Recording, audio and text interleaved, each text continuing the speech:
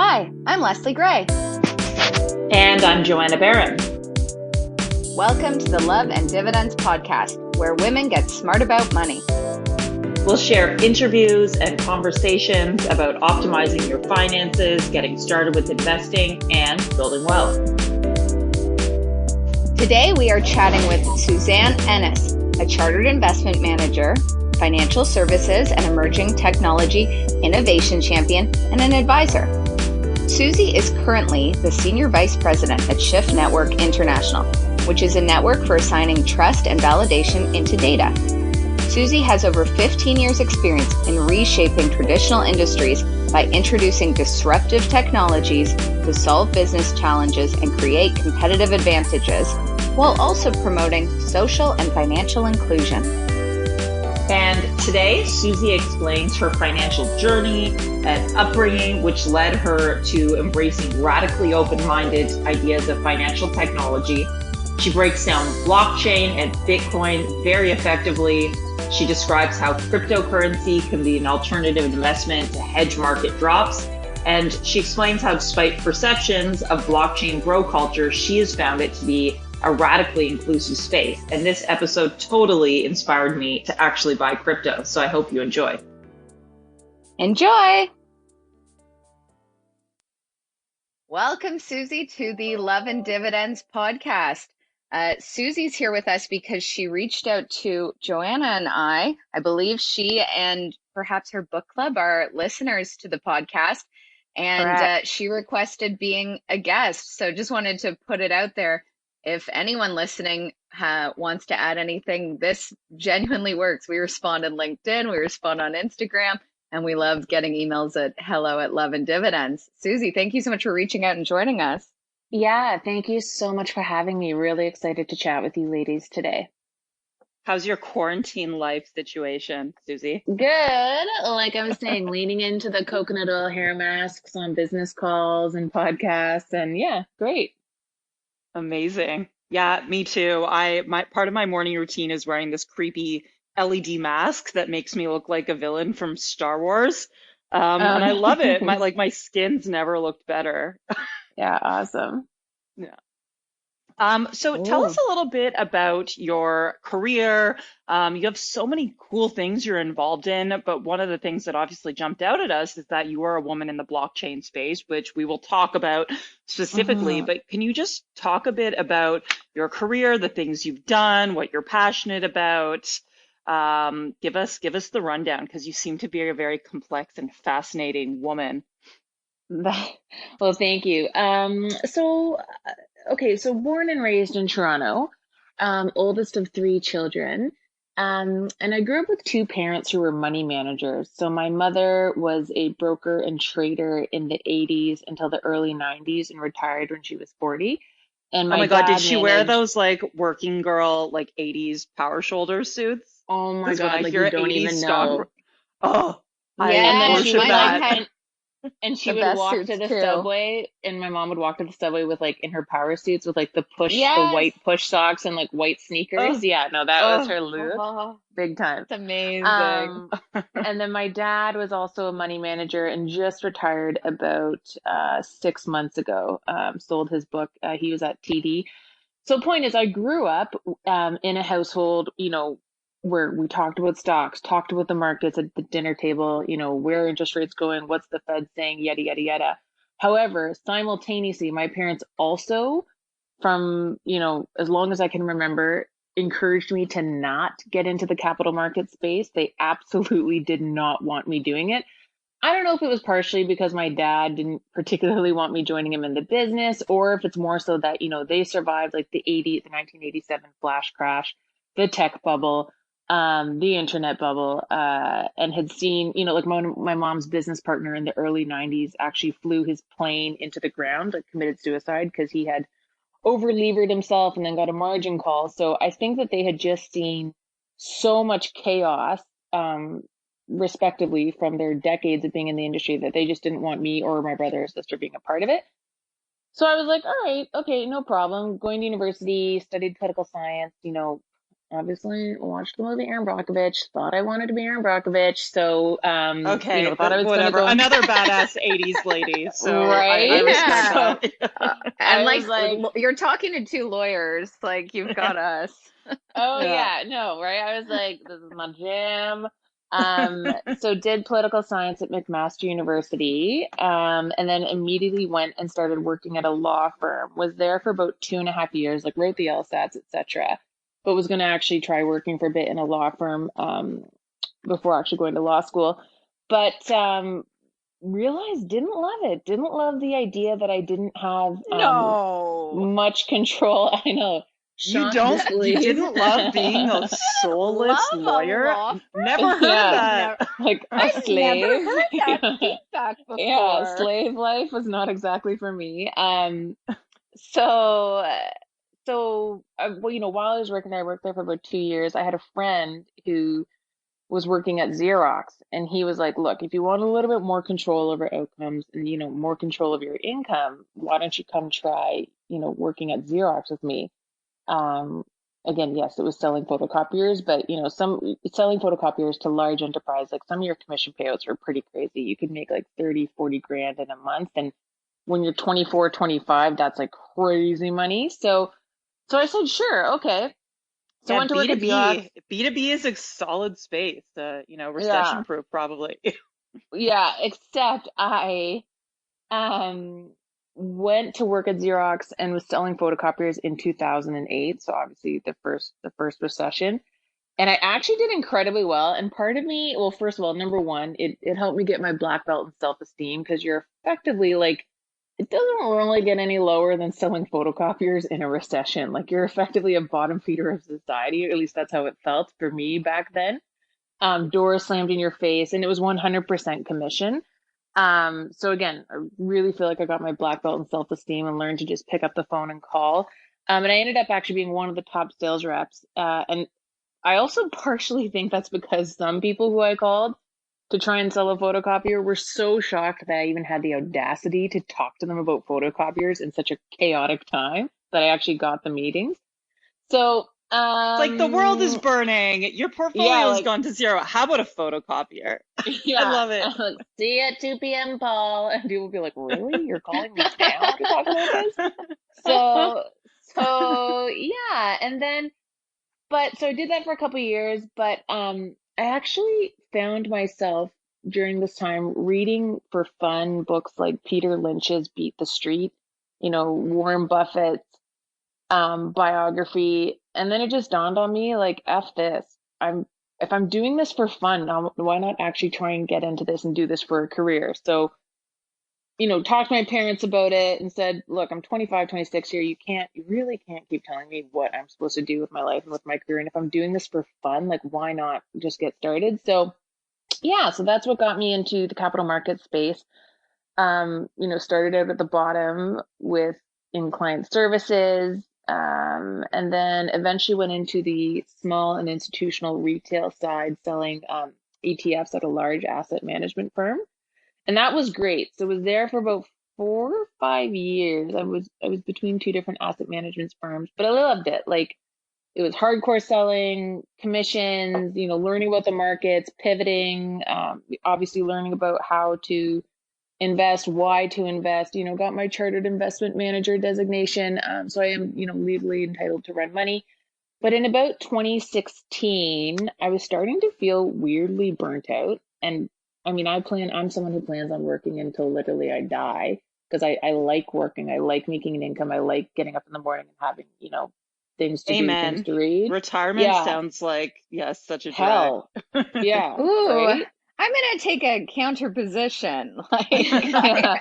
I mean, I get I'm that it doing works all for of this some. because I'm like, I want to be an old biddy loving life Yeah, fair enough. But you're probably like a with hot money to young burn. biddy, like doing I crazy am a hours hot now young at your biddy. firm Great and doing call. crazy hours, right? Yeah. So I get it. You're I can right. understand how some people are into that subscription. But so yeah, about four No, or no, five we years like in, to I work. was like, yeah. So about 4 or 5 years into that, I was like, I am way too young to be this understimulated and frustrated.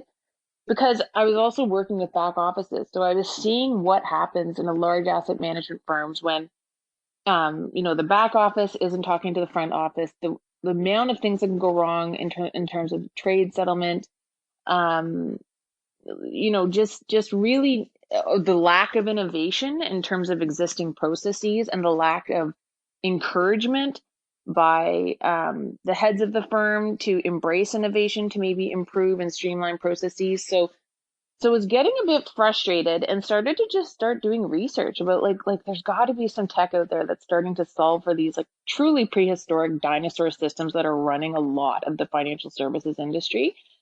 So I started doing some research, and yeah, blockchain. This is 2016. Blockchain came onto my radar.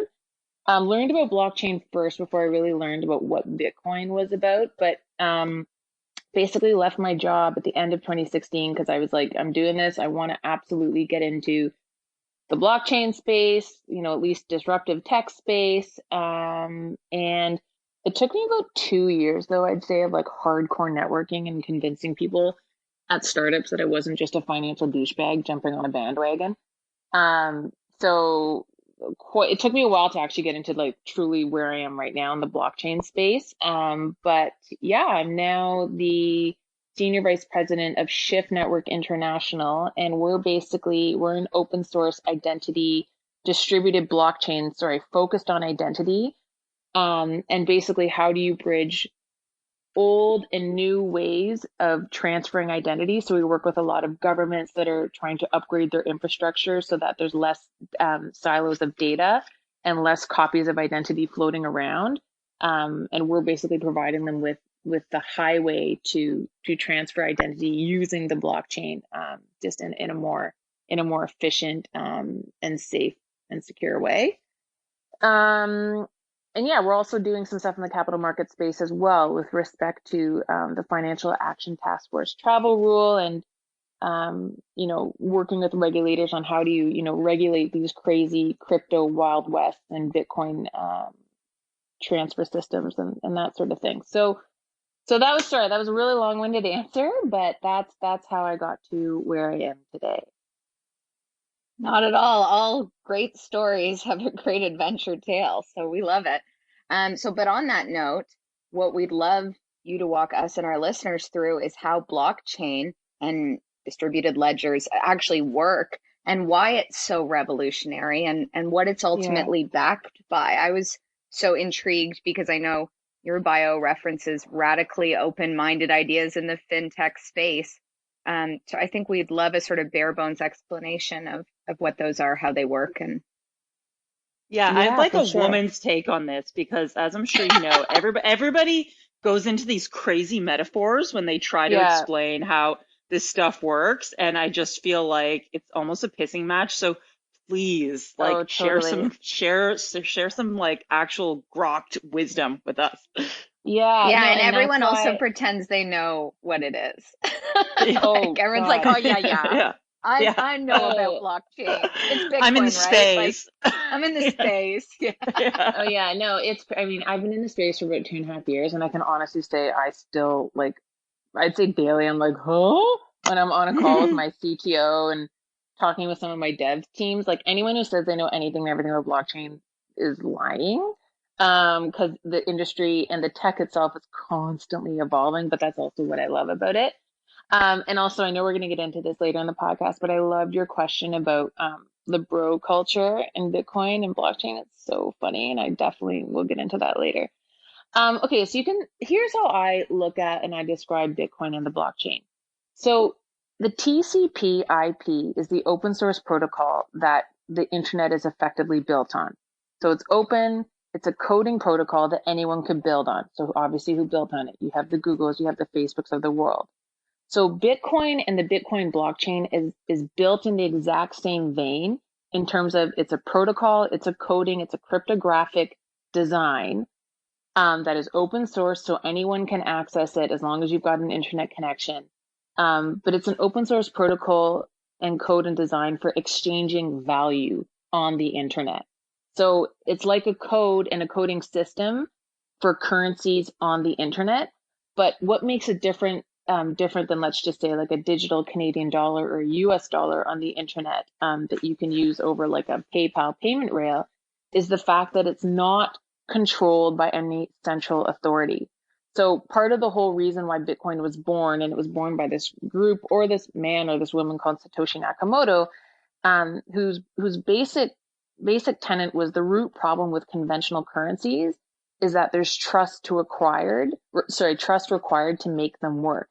But the problem is that you have a small elite group of citizens, group of people who are actually making all these decisions and controlling these currencies on behalf of the masses. So yeah, does that make sense? That it's like the internet, but it's the exchange of value built similarly in a similar vein as to how the internet was built. That does make sense, but I think my question would be, okay, so then if we're not backing it up by this government authority or by this authority, then how do we know it has any value? Like what is it backed by? Yeah. So it's backed by the Bitcoin blockchain, which is a distributed ledger. So anyone who can log on, like it's got a website and an address, just like any other sort of website or address does. And that's the Bitcoin blockchain. And it's maintained by miners and nodes. And it's also distributed throughout like hundreds of thousands of computers throughout the world. Like if you wanted to actually start running a Bitcoin node or become a miner yourself, you could absolutely do that right now. So nodes are entities that actually maintain the ledger, and miners are groups who are incentivized to confirm when each new transaction is put on the ledger. And no one can put a transaction on the ledger. Like, again, it's a public bulletin board that no one can change unless all the hundreds of thousands of computers and miners and nodes all agree, yep, the math checks out, like solved the problem. Great, let's put in this new information onto the public bulletin board. So it is tamper-proof. So you have nodes and miners, and they are effectively in charge of running and maintaining that ledger. And why do they do that? Because when miners, for example, confirm that like a transaction has gone through, they confirm and approve, and then get paid once they actually confirm that cryptographic math problem to add another transaction to the public bulletin board, to the blockchain ledger. And it's a race because there's lots of thousands of miners all over the world, and everyone's racing to solve this one math problem once it comes through, once the request is pinged to the network to add a new transaction to the ledger. And so whoever solves it first, and it costs a lot of energy and it costs a lot of time and computational power, but if you do solve it, then you actually get paid in Bitcoin, in freshly minted Bitcoins, which are very valuable because they have no history attached to them. And obviously there's, and we'll get into it later, but there's some talk about, there's concerns obviously about Bitcoins having been on the black market and that sort of thing. So you've got these miners and these nodes who are effectively paid out by the cryptography itself, by Bitcoin itself, to maintain the ledger. Okay, so that's super helpful. So that's how we get this sort of peer-to-peer banking system that cuts out the middleman and makes it fashionable to get rich by sticking it to the man. But how would you describe what you're actually buying if you buy, and we should distinguish this, that there's Bitcoin, that there's Ether, that there's Ripple, like there's various currencies you can buy. But how would you describe what you're actually buying? Are you buying a unit of that computational power that you described? Okay. Sorry, you're not buying a unit of the computational power. You're buying a unit of that like cryptography, of that computational cryptography. And it's finite. Can you unpack that? What computational cryptography? It sounds awesome. I mean, you are technically buying a unit of the computational power, but I just don't want to mix that up because there's also hashing power, which is what miners put all of their vast amounts of electricity to solve the problem to actually make the next block on the blockchain. But yeah, you could sort of say that it's. I mean, I'm sure have you guys heard about how people liken Bitcoin to digital gold? Yes. Yeah. Well, it's because it's a code. It's a cryptography that is finite, and so you're getting a little piece of that finite source code and there's only 21 million that will ever be of those little bits of source code that will ever be in circulation. So you're getting a finite piece of code that functions on the internet in a particular way that has an entire network and ecosystem using it. Badass. Does Okay, so that the make next sense? question is, yes, Okay, it's sweet. That super was awesome. helpful. Although, yeah, it's kind of like, I don't know, like a Rubik's Cube. And as you say, the ground is constantly shifting under Oh our yeah, feet. But big I just time. read a New Yorker article yesterday about this, about like the wizards of Bitcoin, like Vitalik Buterin and all of these Yeah. people. And they will say openly that my understanding is like a 9 out of 10. And that's like Yeah. crazy. That's like beast mode. He was like, but most traders in the space, they probably have a 2 out of 10. Oh, big time. So yeah, so I feel good that I'm like a point 0.5 out of 10, thanks to you, possibly. Well, Yeah, we're and it's funny. registering. You can Yeah, get a reading now. yeah. It's so funny too. So Vitalik Buterin, his brother, like the founder of the company I work for right now, they're like OGs in the Bitcoin game, like original gangsters, like 2009. Hmm. I don't mean gangsters in terms of black market stuff, but so Vitalik Buterin's brother is actually one of is on our board and one of the sort of founding fathers of our of my company. And yeah, it's funny that even the creators of some of the most monumental pieces of this ecosystem are still like, yeah, I'm still learning daily and Yeah. solving problems daily. So Yeah. yeah, So how do you think? So it seems like blockchain is a revolutionary technology that is still awaiting its killer app.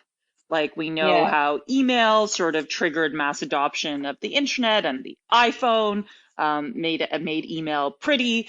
So what do you think might need to happen for blockchain to become a sort of everyday household thing rather than this esoteric technology? People talk about the Internet of Things, and I know that now governments and big banks are getting involved, which could Yeah. be counters the original mission, but I'm just curious to hear your thoughts about this. Yeah, so I would say the killer app is already sort of in progress. So you've got about 1.8 billion people in the world who have no access to formal identity or formal financial systems. And Bitcoin and blockchain is the answer to that. So let me elaborate on that. And I actually missed one piece in terms of my career story. So when I was actually in 2017, I didn't really get into blockchain until in crypto until the late end of 2017. But in 2017, I actually went to the Amazon and did a jungle survival course there for 2 weeks, and it was hell on earth, like way harder than I thought it was going to be.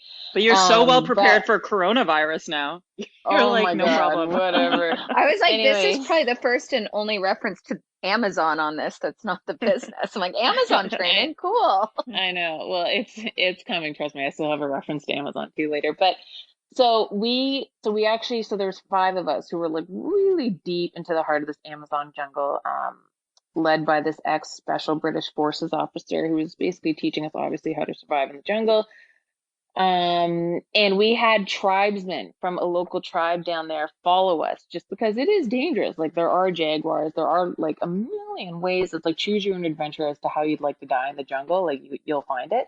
So we had these tribesmen who were following us around and just making sure that we were safe and sort of listening out for us. And I noticed that a few of them didn't have any idea when they were born. They had zero formal identification, had no idea when their birthdays were, although again, they looked pretty old, but they had cell phones and they accepted payment in Bitcoin because it was the only way that they were actually able to participate somewhat in the financial services system, because then subsequently they could go and pay for goods in town using cryptocurrency. And then those retailers who took the cryptocurrency could then exchange it for fiat.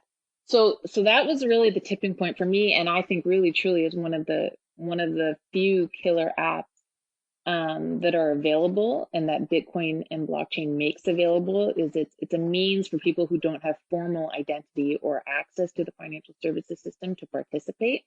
And also, I'm sure, with with some of the stuff, going on right now, with this coronavirus being the tipping point and basically popping the bubble, in the US, it's a hedge against inflation, against QE infinity. Um, you know, you've got hundreds of billions being spent on corporate bailouts, on basically the US government propping up these zombie companies. I read somewhere that some of the airlines took advantage of the cheap credit available in the past couple of years, and spent about 80% of their money on stock buybacks. And which That's possibly obviously, why Warren Buffett dumped all his airline stocks. He's like, yeah, y'all are trash. oh, totally. But I mean, and instead of, and obviously doing stock buybacks juices the share price. In turn, that makes the executives look really good. They all get their bonuses, but did that money could have easily been deployed towards investing in tech, or making sure that they had a rainy day fund, or were able to take care of their workers in the event of a crisis. There's not just the airlines. You're getting tons of these corporate bailouts. And basically a Fed, and Canada is going to have to start doing the same thing too, of just printing and printing and printing and printing money. And what happens when you have QE infinity? There's too many dollars in the system, which means eventually prices are going to go up. But if you raise rates, this raises the cost of servicing your debt, and the U.S. is the number one borrower. So point is, this puts a lot of people at a disadvantage. And again, this is where having a currency that functions on the internet like a digital dollar, that has built-in supply controls that no one is controlling, that no one can just casually create or take away from you, is sort of another real sort of killer application of Bitcoin. And if you look at what's going on, so sorry, I'm sort of going all over the map here. One of the main components of Bitcoin is this guy named Wences, and he's a guy out of Argentina. And when Bitcoin came out in 2008, 2009, he said, I've absolutely got to get into this. This resonates with me, because he saw his family's net worth inflated away 3 times in Argentina in the 90s. If you look at Lebanon right now, the price of Bitcoin is at a 100% premium in Lebanon versus in North America right now, because the Lebanese banks have officially now put supply controls into how many US dollars people can take out from their own bank account. So people are like, what the heck is this? And again, but Bitcoin is that vehicle that, as long as you've got an internet access, you can go on and buy it, and either use it as a hedge against inflation, or even potentially use it as an on-ramp to get more US dollars if you don't have access. If you're in a foreign country and you have to buy things in US dollars, but you don't have access to US dollars right now because there's been a rush to cash in US dollars, because you can also access them through stable coins, which are another cryptocurrency that's backed 1-to-1 to US dollars. And those have grown in market cap from about 6 billion to 9 billion in the past month. So that was my long-winded answer. Killer app is, I think that it's an avenue for greater inclusion into the global economy and financial services, and also a hedge against some of this truly demented monetary policy that governments are using right now to solve for this crisis. Okay, that's very cool.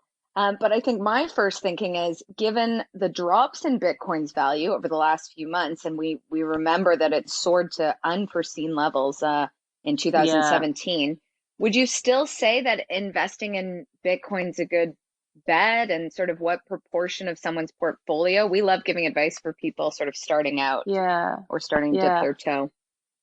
For sure. So 2020 year to date, Bitcoin's up about 23%, gold is up about 12%, and the S&P is down. I think last I checked was about down by 12%.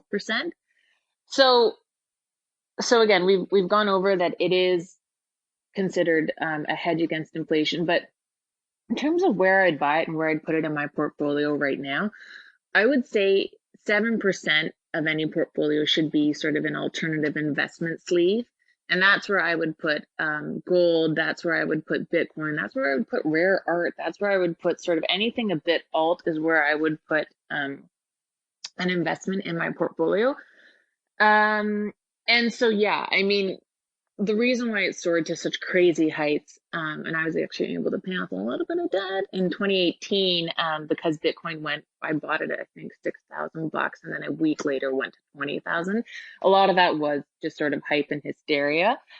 Um, Whatever. However, There are all these 22-year-olds driving around in Lambos because of that oh hype my and God, I hysteria. So know. it I know we'll you get into that in a second, yeah.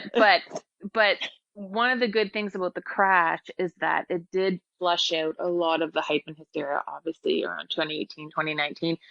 And so now some of the recovery in price that we're seeing, like I said, year to date, it's up 23%, is based on the fact that it actually, I think, institutions, large institutions and governments globally are seeing, and citizens are seeing that there actually is value to this asset, and it's getting some real legs. So sorry. So yes, I would say if you're looking at investing, it is still a good time to get in, because another interesting event that's happening in about a week and a half is the halving. So the built-in supply controls that kick in once every 4 years in Bitcoin is coming up on May 12th. And that's when half of the supply of newly minted Bitcoins, the newly minted Bitcoin supply will then be cut in half. So instead of miners who complete the transaction and complete the computation for the next block, instead of them getting 12 newly minted Bitcoins, they're only going to get 6. So, yeah, the supply and demand forces are definitely in Bitcoin's favor coming up. And like I said, this QE infinity is also increasing the attractiveness. Plus, you've got major institutions getting into the space, like Andreessen Horowitz, obviously JP Morgan. You've got governments looking at it, foundations, endowment funds are all sort of looking at, how can we hedge against this highly inflationary environment? Well, let's look at assets that have scarcity and limited supply. So like the gold, like the Bitcoins, etc. Okay, so can I ask the very elementary question? If I were to say, all right, I'm gonna go put some cash in Bitcoin, what would I do? It's not like an S&P publicly traded stock. Do I Yeah. have to get on Tor or the dark web? No, And I've heard of people, no. you have to get a physical wallet. I just, please tell us. Yeah, go buy it from Yeah. some gremlin in a back alleyway. Yeah, yeah. No, I mean, what you Don't can do feed it after basically, midnight. yeah, so there's a couple different ways you can do it. You can do it in a traditional investment brokerage account. There are Bitcoin futures that are available on the CME, or you can actually buy it as there's a closed-end fund right now in Canada that I was involved with where you can buy shares of the Bitcoin fund. It's called 3IQ. So that's publicly traded, and that's basically you're investing in a fund that holds Bitcoin, and asset managers who are doing the custody and the trading for you. Or you can just go to a crypto exchange directly, like a Coin Square, a Coinbase, or a Voyager Digital out of the US, and actually it's very easy to set up account, transfer money to it, and then just buy the coin directly if you'd like. Okay, I might try and do this, and I'll maybe write a blog post walking through how I fare. Okay, Oh, so amazing. And I would highly recommend doing it on Voyager Digital out of the US is excellent. Otherwise, okay, CoinSquare in Canada is very good. awesome. Okay, so let's talk about this Bitcoin bro culture. So I Oh know God. there's all this mythos and lore. There's hodl, which as I understand it Yeah. is some guy on the internet made a typo. He meant to say hold, but it's hodl, which is like the maximalist mantra of just hold your Bitcoin no matter what happens. Yeah. We're Hold bought in. on for dear life. Yeah. Yeah, and I know I've been to a few Bitcoin conferences, and it's just the most socially awkward, but also intellectually self-superior bros. So Oh what do you yeah. have to say about this scene? And you are a vivacious woman in the scene. Yeah. And so if this is really this life-changing technology, we want women involved. So what can we do to make that Totally. happen? Totally. So I think I mentioned I got really into the space in 2017. So right before Bitcoin took off.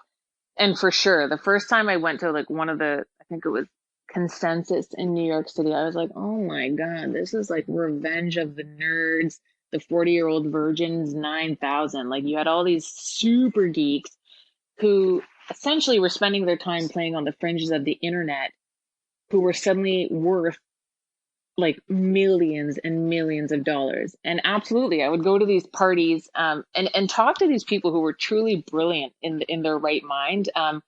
But also like the groupies and the people who just got lucky. So like, you know, the Bitcoin bros basically conflating luck with genius. And then Revenge of the Nerds. So the nerds who were suddenly finally rich and relevant and like, let's be honest, getting laid. And it created. I was like, gonna it say, created- like, did you like what woman would go to one of these things? Like, you must have gotten hit on like a gazillion times a second. No, I mean I've Like- got like epic bitchy resting No, face. yeah, Like, and no, it's, also like crazy. imagine there was that kind of confidence for that. Probably, I don't know. I like I gotta defend the engineer nerds, okay? No, but point is, but I think what was so awesome about it is because you had like, it was such an extreme environment. Like you Right. had truly like, Right.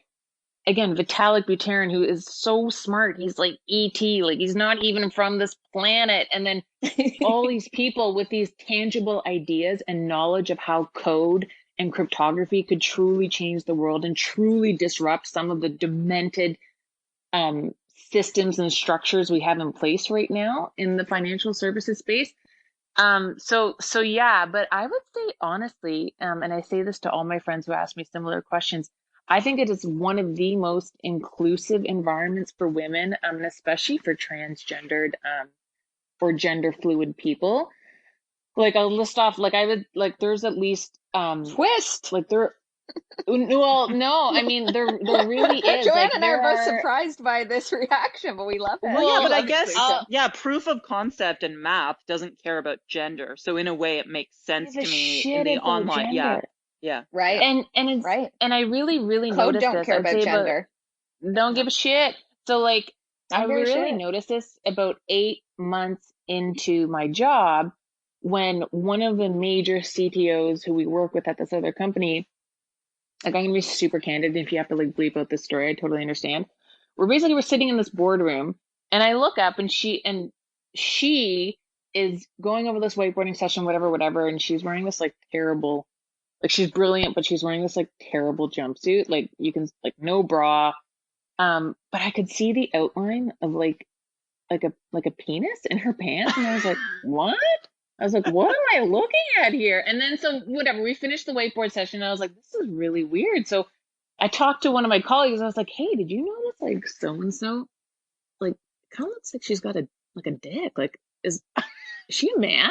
And everyone was like, yeah, didn't you know? Like she started transitioning like 2 years ago. Like she yeah used to be a man. Like you know, has a kid, used to be married, but then decided she was a woman, and but no one fucking talked about it because no one fucking cared because it doesn't matter.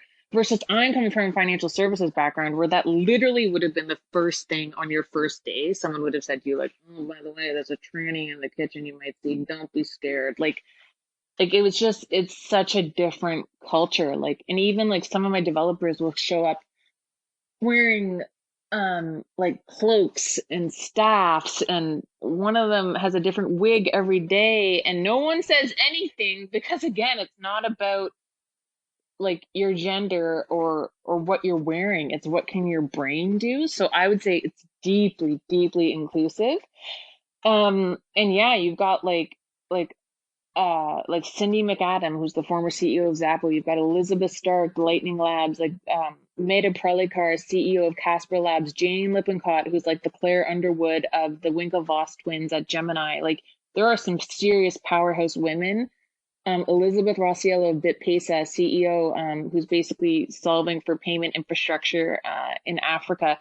Like I'd say I see more women CEOs in Bitcoin and blockchain than I do anywhere else. Yay! Everything you're saying Yeah. is preaching to the choir, and it's also just really hitting a nerve with me. I was an electrical engineer, so I know all about, and I was the only woman in my class, so I know that scene. And I would agree, Yeah. in so many ways it was less, it was exclusive in that for people like the concept of women doing this was still a new idea, even though it was Yeah. the 2000s. But you're compared to, financial services, law firms, things like that, where it's so entrenched. It was different. Mm-hmm. And I completely agree that math, I had no problem with marks. I had no problem with professors having whatever bias. And some of them certainly, I saw it more in the older generation, but it didn't matter because if I got the math right or the code right, You win. the marks are there. You win. No one can Yeah. question it.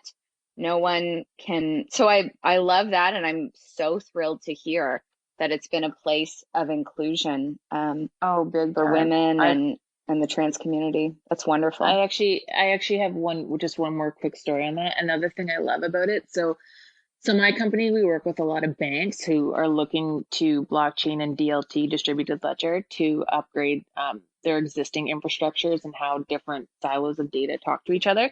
Anyways, but so I was sitting in a meeting with the head of one of the top five Canadian banks and the head chief compliance officer, and I was waiting for my CTO to come to arrive to the meeting, and so another thing is, like, fashion wise, like, it's also a complete Cobb salad smorgasbord. Like, there's no suits, it's just wear whatever you want whenever you want. But point is, my CTO, what was she wearing?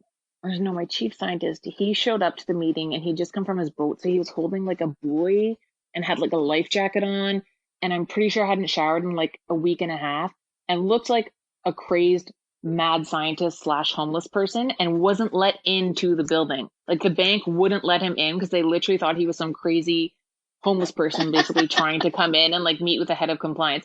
Finally, we go down with security, let him in, and he sits at the table, and I can tell again that this head of the bank and chief compliance officer, they're like, who is this Yahoo? Like, I'm calling security again to get back in here and kick you guys out in 1 minute. But within 5 minutes of the conversation, he's blowing them out of the water with his ideas, with talking about how, the math and the coding is going to solve for most of their problems. And just, I loved watching these seasoned, old school, white haired executives sort of be put in their place, because you could tell when we first walked in that they were like, no, no, I'm not doing business with these guys. They're not in a suit, not interested.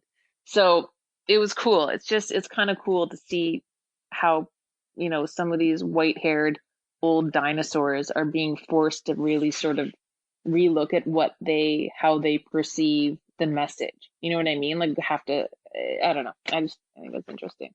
No, we're hearing you, and that's very cool. And I think that's part of the theme of the disruptive, open-minded technology.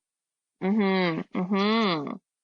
Okay, so let's put a bow on this and pivot to our money wins to close up this Mm-hmm. conversation. So a tip, something you spent money on, something you saved money on, whatever is money related that lit your fire over the last little while.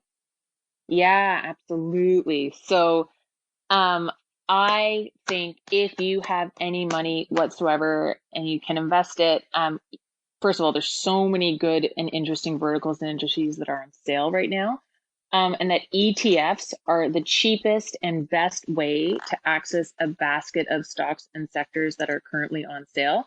What I recently bought, so two investment themes I love right now: e-commerce, as we talked about earlier, Amazon, we get it. It's the way of the future, the Shopify's. So I've definitely bought some ETFs that are investing in a basket of securities in the e-commerce space, but also REITs. So a lot of REITs have sold off, but some of the REITs that have been thrown out, sort of like like with the baby in the bathwater, are REITs that hold things like Loblaws and like Amazon shipping warehouses. So I've been investing in those REITs, and also REITs and ETF REITs that are invest in infrastructure that will be supporting 5G. So you know how the internet and mobile systems are now upgrading from 3G to 5G. So Yes, and that caused coronavirus, right? I know, No, right? it didn't. Yeah. But Stop! just to jump in, just in case anybody doesn't know, REITs are real estate investment trusts. Yeah, That's what thank you, sir. our guest is referring to. Go ahead. Yeah, yeah. So REIT. there.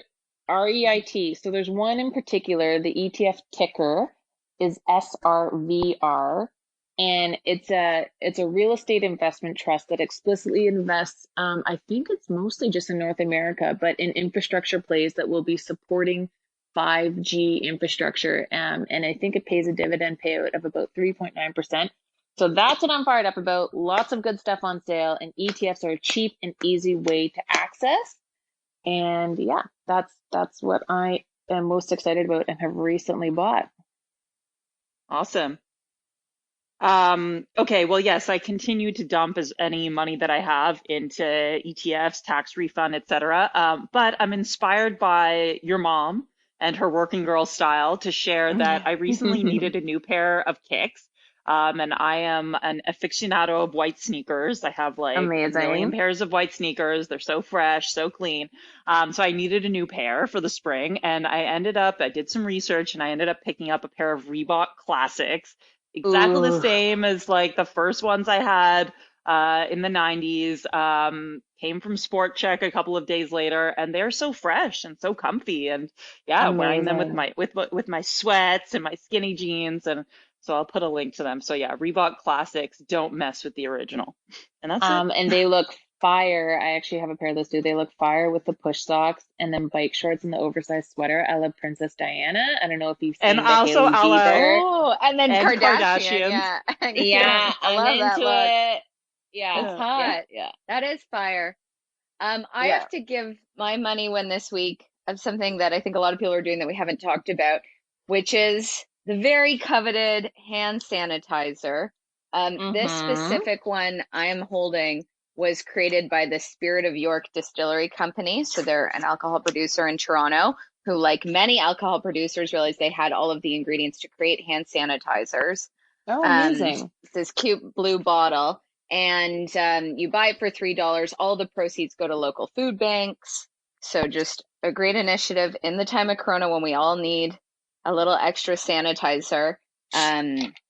Love, and I know there's a number of different distilleries that are doing this, but the one I'm really into is the Spirit of York, which rededicated its production facilities to producing this cute blue hand sani right here in Toronto. Amazing. And we'll post a link to Amazing. that We'll as drop a well. link. Yeah. You sure will. Okay, cool. Oh, well, thank you so much, Suzy, for reaching out and joining us with your wealth of knowledge. Yeah, thank you so much for having me, ladies. Love what you're doing and can't wait to keep listening to more episodes. Amazing. And let's Amazing. try and get together and have a non-bro-ish crypto get together when the plague is over. Would love that. Okay, love and dividends. Signing With off. love and dividends. Thank you so much for listening to the Love and Dividends podcast. If you got value from this podcast, please share it with another woman who could benefit from the information that we shared. And please consider rating us and leaving us a review on iTunes. It really helps with new podcasts. If you have questions about finances and investing, have suggestions for future topics or guests, please let us know. You can shoot us a DM on Instagram, Love and Dividends, or you can send us an email at hello@loveanddividends.com. With love and dividends.